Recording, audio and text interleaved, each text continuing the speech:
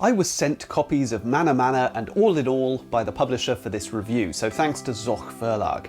Select coloured cards from a central display and build sets to earn mana tokens, which can be spent to gain extra cards on subsequent turns. Adding cards to your opponent's existing sets will give you more tokens to spend, but think carefully, because giving your opponents cards might just win them the game. Mana Mana features simple open card drafting with some positive player interaction, and that's the hook. Competing space captains explore space portals to gather rare space relics, but make sure you land your spaceship before a suborbital crosses your flight path, bringing you crashing back down to Earth. All in All is a game of push your luck card play with an intergalactic flavour, and that's the hook. I'm Adam Porter. I design games and I review them on this channel with a focus on product design. If you like what I do, please subscribe, comment and share the video. Mana Mana and All in All are two recent small box card games from German publisher Zoch Verlag, and I thought it would be interesting to contrast the two products because they're comparable in terms of their very simple accessible card play, but they differ enormously in their presentation.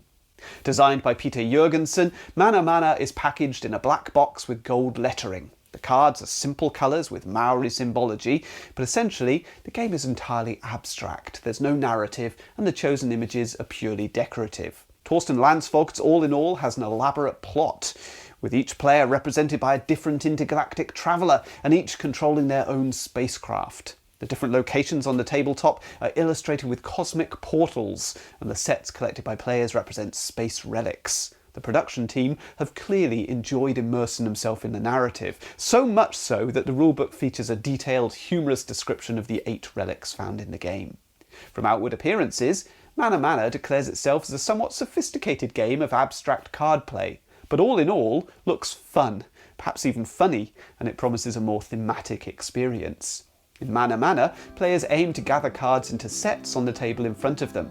At the end of the game, these cards plus any mana tokens collected will be counted and the highest scorer wins. On your turn, you can select a single card from the central display for free, or spend mana tokens to take multiple cards of the same colour.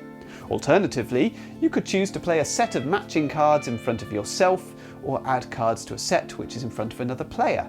When you play sets of cards, you earn mana tokens based on the number of cards in the set, so adding cards to an opponent's display is very helpful because it generally amounts to a larger set, and more mana tokens for you. But it does come at a cost, because not only are you losing cards, you're actually gifting them to your opponent. So the game is a constant balancing act of building your own sets, but carefully gifting cards to opponents to amass tokens, which allow you to maximise your card draws on later turns. In All, you start your turn by selecting an unseen card from an opponent's hand. If it's a relic or an alien, it's placed at one of the space portals at the centre of the table. All players then select whether they're going to remain in the round or bow out by landing their ship at that portal. Assuming they haven't landed their ship, the next player then does the same.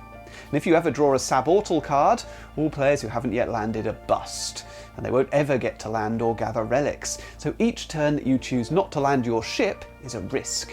Ultimately, when every player has either landed their ship or a suborbital has been revealed, all players who landed gather cards and play sets of cards onto the table. The longer you remained in the round, the more cards you can gather, and the game ends when one player has completed 3 sets of 3 matching cards, winning the game. So why have Zoch Verlag opted for such wildly different approaches to the presentation for 2 games which both feature minimal components and rule sets of comparable simplicity? The answer probably lies in the dynamics of the gameplay. Mana Mana is a fairly predictable game. The pattern of play does not vary much from turn to turn. There is a strong sense of progression, forward momentum, as players amass more and more mana tokens, allowing them to take larger groups of cards from the display as the game progresses. Unfinished sets become more readily available throughout the game, providing more opportunities to step in and complete an opponent's display, earning mana for yourself, but gifting them points. It's an elegant system, and the modest packaging reflects this. All in All is anything but predictable. It's a wild ride full of highs and lows. When you pull the card from your opponent's hand, you have no idea what it is, and the moment of reveal is exciting. A round could end very quickly, or it could be extended over many turns, with each subsequent card draw becoming more and more tense. The inclusion of 3 special action alien cards, which can be played instead of taking your usual turn, spices things up a little, allowing opportunities for players to snatch relic cards from the display or even in front of the other players. The game is chaotic and silly, something which Zoch Verlag do well. I'm sure this is the thinking behind the humorous artwork and setting. It certainly doesn't feel thematic, and indeed the narrative makes no sense, but it is a fun backdrop for a wacky half hour. The outward presentation of a game is the very first step in onboarding potential players. The next step is the rulebook, and once again, the contrast between the two games is stark. The Mana Mana rulebook is really simple to follow. The gameplay is slick and easy to get across in text with minimal examples required. I was up and running in no time. The rulebook for All in All, on the other hand, is bogged down with thematic terms and references to the confusing narrative. Cards are called relics. Special action cards are aliens. A round of play is called a mission. Sticking is described as landing. Card locations are portals. Your personal display of cards is your home planet. And none of these terms is confusing in isolation, but when the rulebook tells me to take a relic, not an alien, from my hand and place it onto my home planet, there's a couple of cognitive hurdles which I need to leap before I grasp exactly what I'm supposed to be doing. And when the rules for the schema tell me to take any relic from a portal of my choice and place it in front of me, I'm left wondering if this is on my home planet, or is this some other area that I've overlooked? It took 2 or 3 reads for me to fully grasp the flow of the game, and it didn't need to be this difficult, because All in All is really simple to play. Heavy use of thematic text and imagery might lift the aesthetic appeal of a product, but it comes at a cost when it obscures simple mechanisms. Above anything else, casual players are looking for accessible games with minimal rules, and anything which hinders comprehension is potentially a problem. Now, I'm overstating it. We're not in Android, Netrunner or Race for the Galaxy territory here. Don't let my little rant put you off. If you've played a few modern board or card games, you'll be fine. It's the newcomers who might be left scratching their heads. I rate games using my own ladder engagement system. A game is awarded 0 to 3 points in 5 categories, and each point climbs the game 1 rung up the engagement ladder. A score of 10 or above tops the ladder and indicates a real favourite with me. For thematic immersion, both games score 0. Despite Alexander Jung's attractive overlay, All in All is essentially an abstract exercise in pushing your luck. And Mana Mana, likewise, is nicely illustrated by Matthias Hollander, but it doesn't really have a theme. For interaction, both games do really well.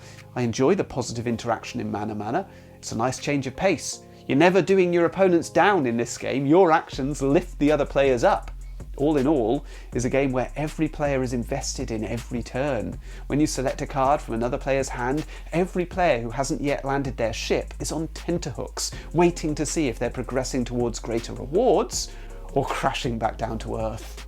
The game is similar to Diamant or Celestia in that regard. The alien cards add a small touch of take that or destructive player interaction, but it's certainly a game where we're all engaged at every step and one player's decisions impact on everybody else at the table. Mana Mana is light on tension. There are moments where you're willing your opponents to complete your tempting coloured sets, gifting you points, and there are times where you're willing your opponents not to complete a set in front of a player before you can get to it and claim those valuable mana tokens. But in general, the game is stress-free. As with most push-your-luck games, All in All is full of tension and stress, which always engages players. When I describe feedback in games, I'm talking about the way that the game itself responds to the player's input, the rewards, the penalties, and new possibilities which open up as a result of a player's decision. Mana Mana has 2 currencies, cards and tokens, and these accumulate throughout the game with a satisfying sense of momentum, so that players are achieving more on later turns than they did at the start of the game. All in All could have been called All or Nothing, because that's the way the game feels. When you have a good round, pushing your luck over multiple turns and never going bust, the game rewards you generously. But a bad round, where you go bust early, leaves you with nothing. The game responds harshly to the player's choices. No losing half your actions as you would in other push-your-luck games like Quacks of Quedlinburg or Living Forest. In All, you're playing without a safety net. For meaningful choices, Mana Mana wins out. The decisions are subtle. All players will score well at game end, amassing points from cards and tokens, but the winner will be the player who made the best use of those cards and tokens. It's essential to gift cards to your opponents to gather enough tokens to maximise your card draws, but if you do this too much, your opponent will win. It's a game of balance. Not the deepest game in the world, but good for a simple, quick, stress-free session. All in All essentially has one decision: stick or twist. It's a fun decision, it's one which has been utilised in many different forms in hundreds of games over many centuries, but it doesn't have a huge amount of depth. Chance plays a massive part in determining the winner of the game. The overall scores are 8 for Mana Mana and 9 for All in All, but I'm deducting 2 points from All in All for the tricky rulebook and the fragmented turn sequence. It just doesn't flow as smoothly as it should. Nonetheless, 8 points for Mana Mana and 7 for All in All are very respectable scores, and while they don't reach the highest rung of my engagement ladder, they do offer up some really enjoyable gameplay. So moving on to my product design checklist. Are the games innovative?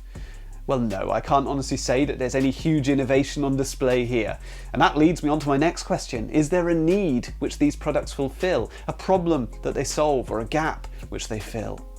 Honestly, there are many games which resemble Mana Mana and All in All, but the positive interaction featured in Mana Mana is refreshing. And while All in All shares similar mechanisms with Diamant and Celestia, in this product, the Push Your Luck experience is offered up in a particularly portable, affordable package.